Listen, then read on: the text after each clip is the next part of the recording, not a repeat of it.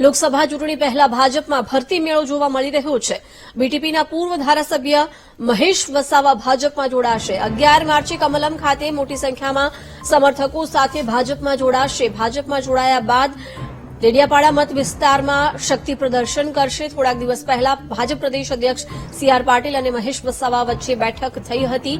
બેઠક બાદ મહેશ વસાવાએ ભાજપમાં જોડાવાનું નક્કી કર્યું છે।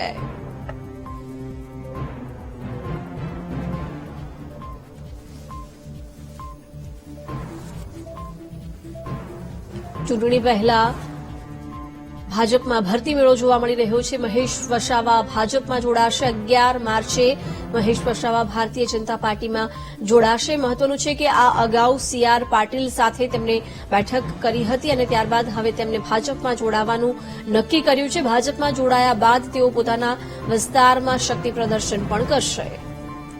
વિગતો મેળવીશું સંવાદદાતા પાર્થ પાસેથી। પાર્થ, મહેશ વસાવા ભારતીય જનતા પાર્ટીમાં 11 માર્ચે જોડાશે, શું વિગતો?